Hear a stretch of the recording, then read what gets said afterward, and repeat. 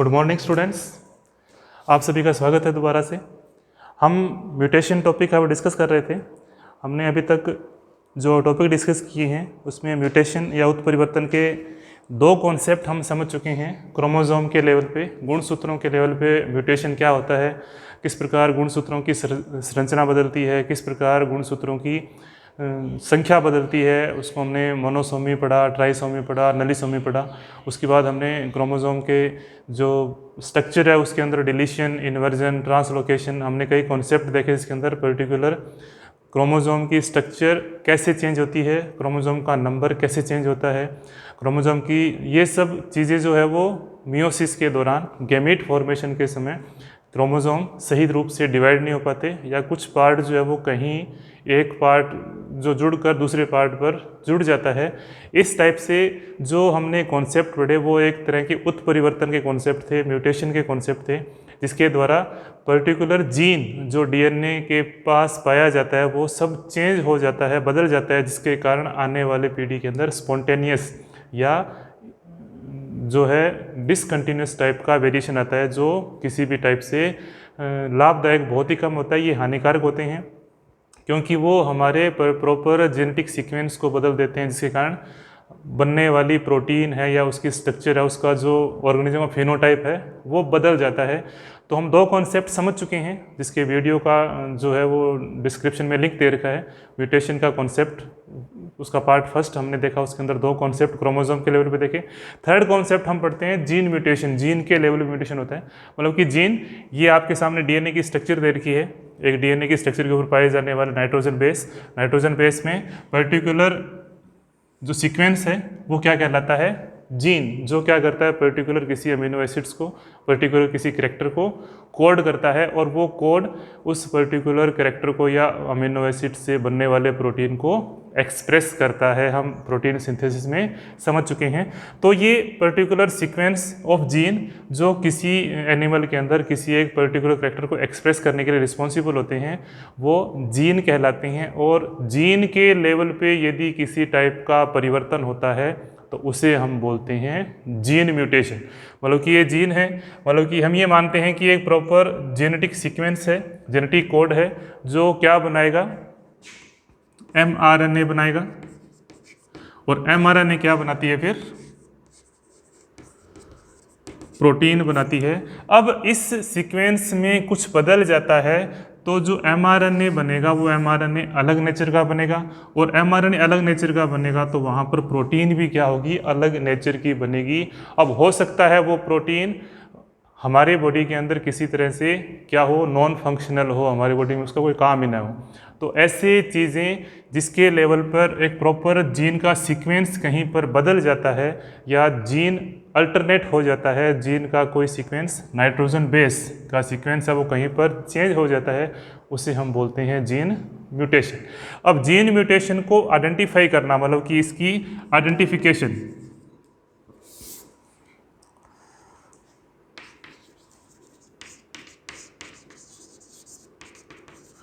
Identification करना बहुत मुश्किल होता है।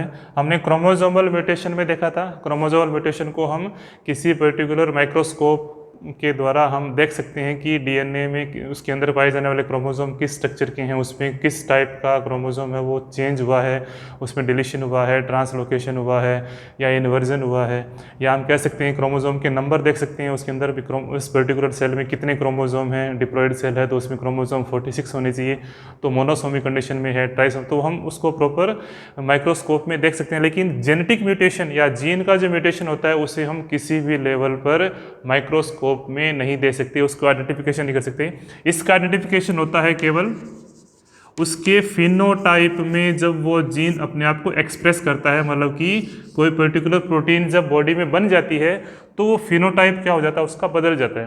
कैसे, मान लो इस पर्टिकुलर डीएनए सीक्वेंस में हेयर कलर को बनाने वाले जीन है प्रेजेंट है। अब हेयर कलर यदि अब नॉर्मल हेयर कलर आता है तो इसका मतलब उसको बनाने वाली प्रोटीन बदल गई, इसका मतलब वो फिनोटाइप बदल गया, मतलब कि उसके कैरेक्टर जो थे एक्सप्रेस होने थे वो बदले जा चुके हैं। तो इस टाइप का जीन का जो म्यूटेशन है वो हम पहले आइडेंटिफाई नहीं कर सकते। जब वो जीन अपने आप को एक्सप्रेस कर देता है, उसका जो जीन का आउटपुट बाहर आ जाता है, उसे हम बोलते हैं फिनोटाइप। तो फिनोटाइप के बाद कहीं पता चलता है कि इस पर्टिकुलर जीन में कुछ चेंज हुआ है। अब हम देखते हैं इसमें क्या क्या प्रकार हैं, मतलब कि जीन म्यूटेशन किस किस प्रकार का होता है, या हम ये माने कि जीन म्यूटेशन होता क्या है या किस प्रकार से जीन म्यूटेशन होता है, उसके type of gene mutation. First यदि बात करें, फर्स्ट मतलब कि जीन म्यूटेशन किस किस तरीके से हो सकता है, तो हम इसको बात करें तो इसके अंदर एक जो जीन म्यूटेशन है उसके अंदर ये पर्टिकुलर जीन का सीक्वेंस दिया गया है। इस पर्टिकुलर जीन के सीक्वेंस को हम क्या बोलते हैं, जेनेटिक कोड बोलते हैं। तो इसमें फर्स्ट है सब्स्टिट्यूशन। सब्स्टिट्यूशन मतलब प्रतिस्थापन। प्रतिस्थापन का मतलब ये होता है कि पर्टिकुलर ये जीन का सीक्वेंस है, इसके 3 to 5 जो डीएनए का सीक्वेंस है वो क्या बनाता है, एमआरएनए बनाता है। और एमआरएनए किस में बनेगा, 5 to 3 डायरेक्शन में बनेगा। और 5 to 3 डायरेक्शन में बनते ही वो क्या बना देता है, फिर वो जेनेटिक कोड के अकॉर्डिंग प्रोटीन की फॉर्मेशन करता है। सब्स्टिट्यूशन का मतलब ये होता है कि यहाँ पर सब्स्टिट्यूशन कोई नाइट्रोजन बेस का सीक्वेंस, मतलब कहीं पर भी कोई नाइट्रोजन बेस का सीक्वेंस है, वो एक नाइट्रोजन बेस का स्थान दूसरा नाइट्रोजन बेस ले लेती है, उसे बोलते हैं प्रतिस्थापन। मतलब कि एक नाइट्रोजन बेस वो पहले से प्रेजेंट है, उसका स्थान दूसरा नाइट्रोजन बेस लेती है, उसे हम बोलते हैं प्रतिस्थापन। ये दो टाइप का होता है, एक को हम बोलते हैं ट्रांजिशन और दूसरे को हम बोलते हैं ट्रांसवर्जन। ट्रांजिशन और ट्रांसवर्जन। ट्रांजिशन में क्या होता है, ट्रांजिशन में मेनली कोई प्यूरीन नाइट्रोजन बेस यदि कहीं पर बदली जाती है तो उसका स्थान दूसरी प्यूरीन नाइट्रोजन बेस लेती है। यदि कहीं पर पिरिमिडीन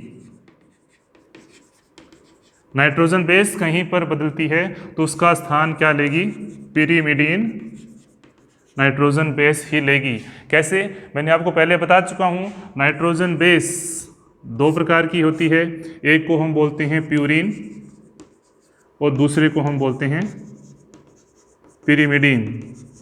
प्यूरीन नाइट्रोजन बेस में क्या क्या पाया जाता है, प्यूरीन नाइट्रोजन बेस में पाए जाते हैं एडेनिन और ग्वानिन, और पिरिमिडीन नाइट्रोजन बेस में पाए जाते हैं साइटोसिन और थाइमिन। यदि हम डीएनए की बात कर रहे हैं तो डीएनए के सीक्वेंस है, उसके अंदर नाइट्रोजन बेस दो प्रकार की होती है, एडेनिन ग्वानिन और साइटोसिन थाइमिन। एडेनिन ग्वानिन को हम प्यूरीन बोलते हैं और साइटोसिन थाइमिन को पिरिमिडीन बोलते हैं।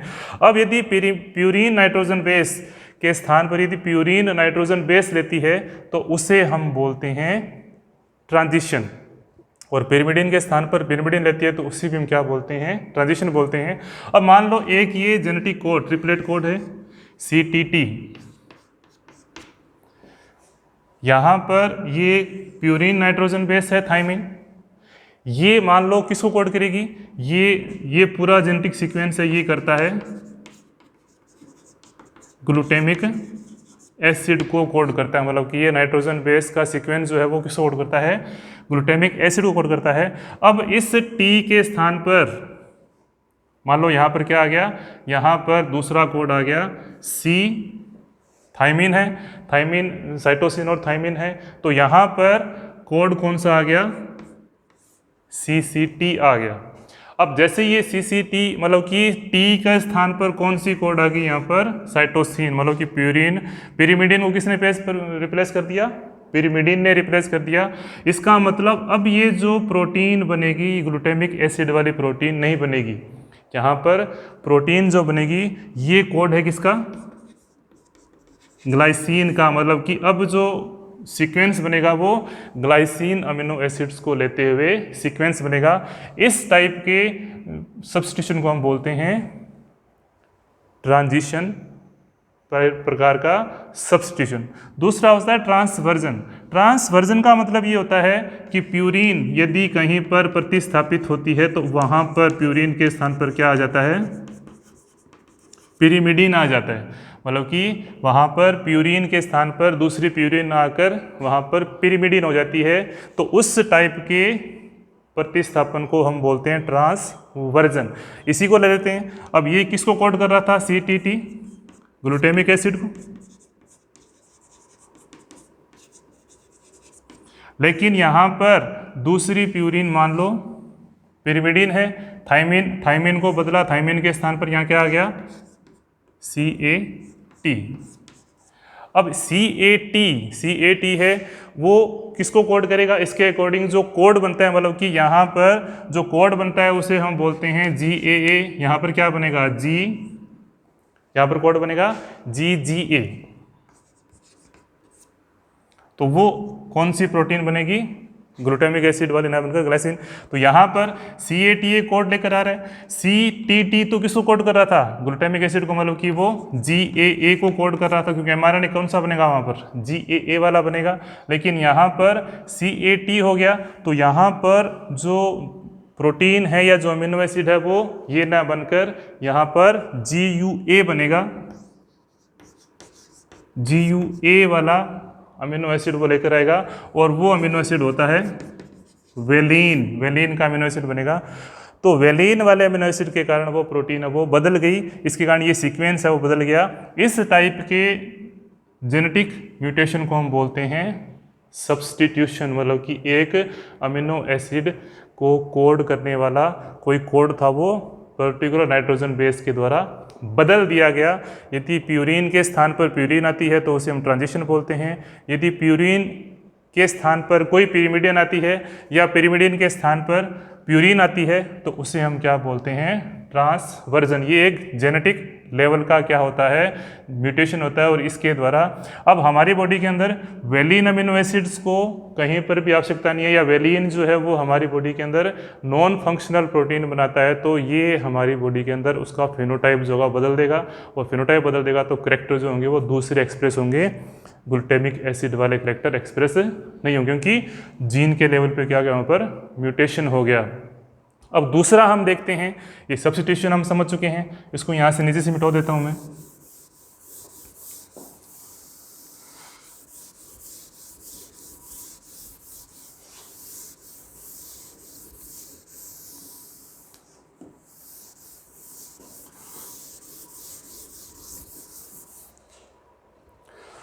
दूसरा यदि बात करें, दूसरा होता है डिलीशन।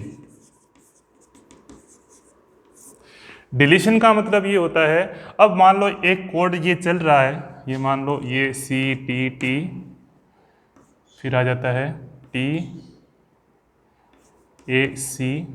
फिर CAT, और फिर हम लिख देते हैं TAG। अब यहाँ पर हम देखें, ये ट्रिपलेट कोडोन है, ये ट्रिपलेट कोडोन है, ये ट्रिपलेट कोडोन है, और ये ट्रिपलेट कोडोन है। ये पर्टिकुलर अमीनो एसिड्स को कोड करेगा। ये इससे एक अमीनो एसिड का कोड होगा, इससे एक अमीनो एसिड, इससे एक अमीनो एसिड, मतलब कि ये 4 अमीनो एसिड्स को आपस में बनने वाली एक पॉलीपेप्टाइड बनाने वाली एक चेन का कोड है। इससे पॉलीपेप्टाइड चेन बनेगी, 1 2 3 4 अमीनो एसिड आपस में जुड़ेंगे तो एक प्रोटीन बनाएंगे।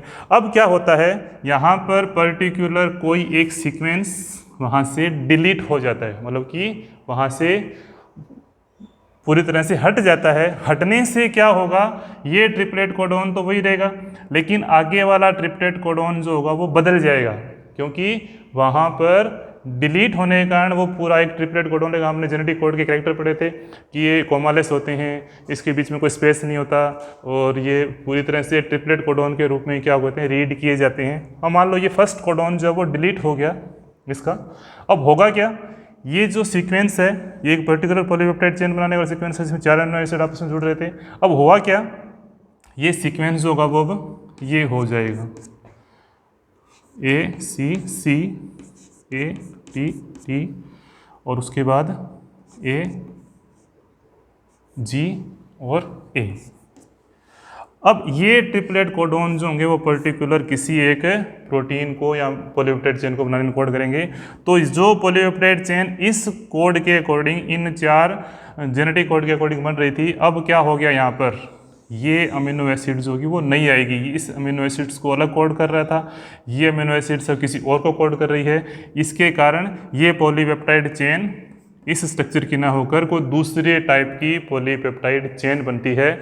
इसे हम क्या बोलते हैं, डिलीशन। अब वो प्रोटीन यदि हमारे काम की है तो वो तो हम ये कह सकते हैं कि ये हमारे लिए फ़ायदा हुआ, लेकिन ऐसा रेयरली ही पॉसिबल होता है। ये प्रोटीन किसी भी टाइप से यदि नॉन फंक्शनल प्रोटीन बनती है तो ये हमारी बॉडी के अंदर क्या होगी, किसी भी टाइप से फ़ायदा नहीं करेगी। हमारा इसका कोई भी प्रभाव है वो जो इसका एडवर्स ही प्रभाव पड़ेगा, पॉजिटिव प्रभाव नहीं पड़ेगा। थर्ड टाइप का हम यदि हम समझें, थर्ड टाइप का इसी से मिलता जुलता है, जिसको हम बोलते हैं थर्ड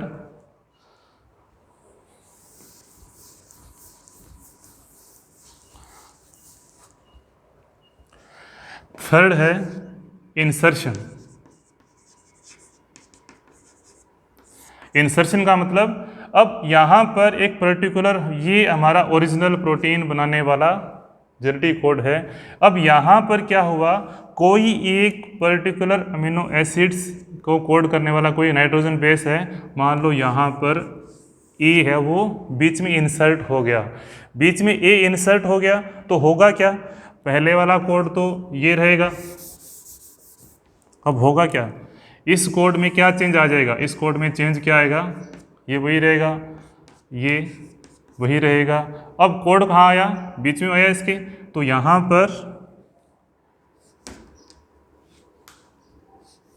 ए सी ए, फिर क्या हो जाएगा टी टी ए। अब क्या हुआ, ये ट्रिपलेट कोडोन है, ये ट्रिपलेट कोडोन है, लेकिन ये कोडोन जो था, जो यहाँ से आ रहा था, ये अब क्या हो गया, कोड बदल गया। और आगे वाले सारे कोड थे वो भी क्या होते जाते हैं, फिर बदलते चले जाते हैं, जिसके कारण यहाँ पर भी जो पॉलीपेप्टाइड चेन यहाँ पहले ये बन रही थी वो क्या होगी, अब यहाँ पर अलग टाइप की प्रोटीन सिंथेसिस होगी। इस टाइप के सब्स्टिट्यूशन, इस टाइप के हम जो जेनेटिक म्यूटेशन को हम बोलते हैं इंसर्शन टाइप का जेनेटिक म्यूटेशन, मतलब कि कोई एक नाइट्रोजन बेस कहीं पर आकर इंसर्ट हो जाता है किसी न किसी तरीके से। वो उत्परिवर्तन जन होते हैं जो उत्परिवर्तन को काम करते हैं, तो हम लास्ट में पढ़ेंगे इसका। उत्परिवर्तन जन कौन से होते हैं, म्यूटेजेंस कौन कौन से होते हैं जो उत्परिवर्तन को बढ़ाते हैं, या जेनेटिक लेवल पे म्यूटेशन, क्रोमोसोम लेवल पे म्यूटेशन, नंबर जो म्यूटेशन है किस प्रकार से होता है। तो यहाँ पर क्या हुआ, कोई एक जेनेटिक कोड को बनाने वाला सीक्वेंस है वो डिलीट हो गया, कोई इंसर्ट हो गया, जिसके कारण हमारा पर्टिकुलर प्रोटीन को बनाने वाला सीक्वेंस है वो पूरा क्या हो गया, बदल गया। और इन दोनों के कारण जो पेप्टाइड चेन पहले बननी थी वो अब बदल गई। ये प्रोटीन अलग बनाएगा, ये प्रोटीन अलग बनाएगा, जिसके कारण बॉडी के अंदर फिनोटाइप है वो बदल जाते हैं, या जेनेटिक सीक्वेंस बदलने से बॉडी के अंदर बनने वाले प्रोटीन के सीक्वेंस या जीन एक्सप्रेशन बदल जाते हैं। इस टाइप के म्यूटेशन को भी हम क्या बोलते हैं, जीन म्यूटेशन बोलते हैं। और इस डिलीशन और इंसर्शन को एक अलग से नाम दिया गया है, उससे हम नाम देते हैं फ्रेम शिफ्ट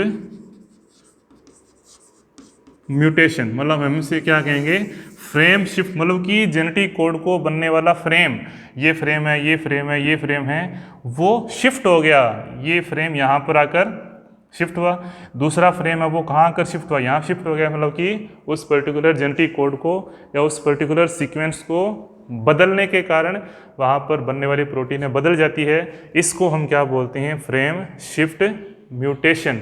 अब होता क्या है, ये पर्टिकुलर डीएनए कोई प्रोटीन बनाएगा, यदि वो प्रोटीन हमारे फायदे की है तो वो उसे फंक्शनल प्रोटीन बोलते हैं, उसमें कुछ भी ज़्यादा नुकसान वाली बात नहीं है। लेकिन यदि ये बहुत ही रेयरली होता है, पहले बता चुका हूँ आपको मैं, ये मेनली क्या होते हैं, लिथल होते हैं, हानिकारक होते हैं और बॉडी के अंदर एडवर्स इफेक्ट डालते हैं।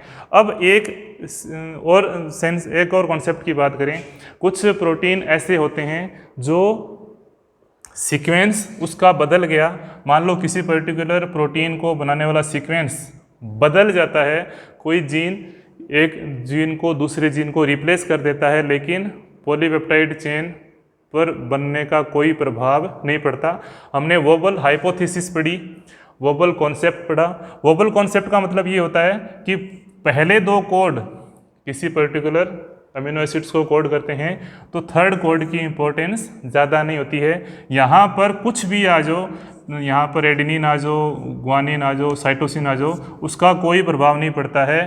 तो ऐसे प्रकार के जीन म्यूटेशन को हम बोलते हैं मिस सेंस म्यूटेशन, मतलब कि वहाँ पर साइलेंट म्यूटेशन। हम इसे क्या बोलते हैं? Silent mutation. मतलब कि यहाँ पर ये थर्ड सीक्वेंस जो था वो कुछ भी आए वो उस अमीनो एसिड्स को ही कोड करेगा, जिसके कारण उस बनने वाली पॉलीपेप्टाइड चेन पे कोई प्रभाव नहीं पड़ता है। इस टाइप के म्यूटेशन को हम बोलते हैं साइलेंट म्यूटेशन। मतलब कि वही पॉलीपेप्टाइड चेन बन रही है, म्यूटेशन हो गया, जिसको हम बोलते हैं SNP, सिंगल न्यूक्लियोटाइड पॉलीमॉर्फिज्म। हमने समझा था पर्टिकुलर एक सीक्वेंस बदला, लेकिन वो सीक्वेंस जो है वो पॉलीपेप्टाइड चेन के बनने पर कोई प्रभाव नहीं पड़ता। इसको हम बोलते हैं साइलेंट म्यूटेशन। इसे हम क्या बोलते हैं? Silent mutation. म्यूटेशन हो तो गया, लेकिन वो उसने अपने आप को एक्सप्रेस नहीं किया। जो प्रोटीन पहले बन रही थी वही प्रोटीन अब बन रही है, लेकिन इसको डिटेक्ट करना बहुत ही मुश्किल है। इसको डिटेक्ट नहीं कर सकते, क्योंकि जब फिनोटाइप ही नहीं बदला तो उसको डिटेक्शन है वो बहुत ही रेयरली पॉसिबल है, बहुत ही कम हम इसको डिटेक्ट कर सकते हैं। ये साइलेंट म्यूटेशन होता है। अब क्या होता है, मान लो यहाँ पर ये पर्टिकुलर पूरा का पूरा सीक्वेंस जो है वो किसको बनाता है? एक प्रोटीन को बनाता है। अब प्रोटीन को बनाने के लिए ये ट्रिपलेट कोडोन है, ये ट्रिपलेट कोडोन है, ये ट्रिपलेट कोडोन है, ये ट्रिपलेट कोडोन है और ये ट्रिपलेट, तीन कोड हैं। प्रत्येक अमीनो एसिड कोड करेगा, पॉलीपेप्टाइड चेन बनेगी। अब होगा क्या, एक चीज़ और कॉन्सेप्ट समझ लेते हैं हम।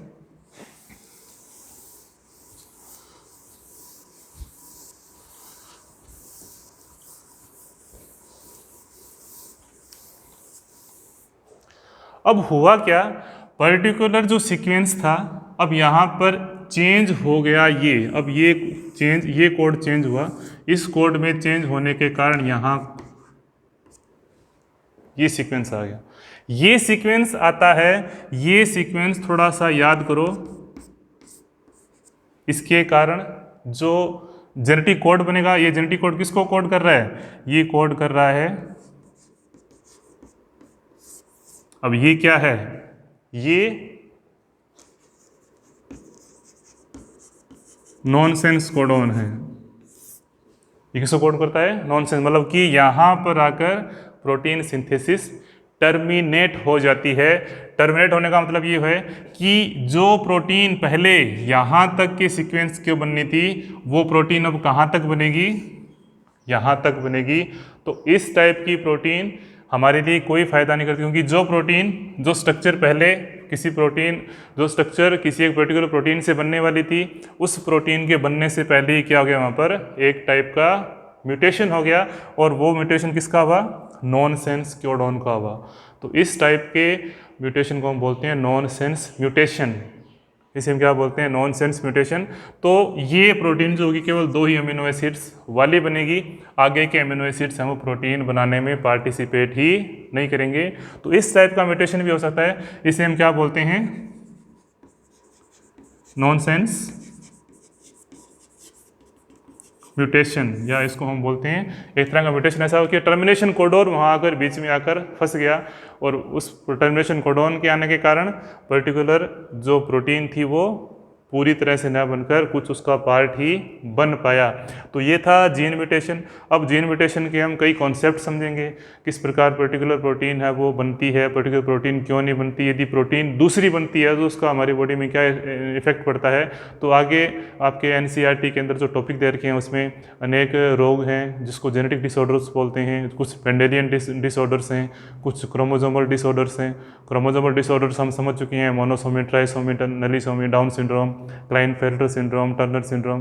तो सब वीडियो का डिस्क्रिप्शन के अंदर लिंक दे रखा है, वो म्यूटेशन किस टाइप से होते हैं। हमारा लास्ट टॉपिक था ये जीन म्यूटेशन। उसके बाद हम पढ़ेंगे, इंपॉर्टेंट है, जेनेटिक डिसऑर्डर्स। मतलब कि प्रत्येक म्यूटेशन के कारण, हमने क्रोमोसोमल लेवल पे म्यूटेशन समझा और जीन पे लेवल म्यूटेशन समझा, उनके कारण कौन कौन से आनुवंशिक बीमारियां जो होती हैं वो ह्यूमंस के अंदर पाई जाती हैं और वो आगे पीढ़ी दर पीढ़ी ट्रांसफ़र होती है। हीमोफीलिया के बारे में पढ़ेंगे हम, सिकल सेल एनीमिया के बारे में पढ़ेंगे, फेनिलकीटोन्यूरिया के बारे में पढ़ेंगे। तो प्रत्येक का एक एक कारण पढ़ेंगे, प्रत्येक का अलग अलग आपको अलग से डिटेल में समझाया जाएगा। तो ये वीडियो यदि समझ में आया है तो प्लीज़ लाइक और सब्सक्राइब करें। धन्यवाद।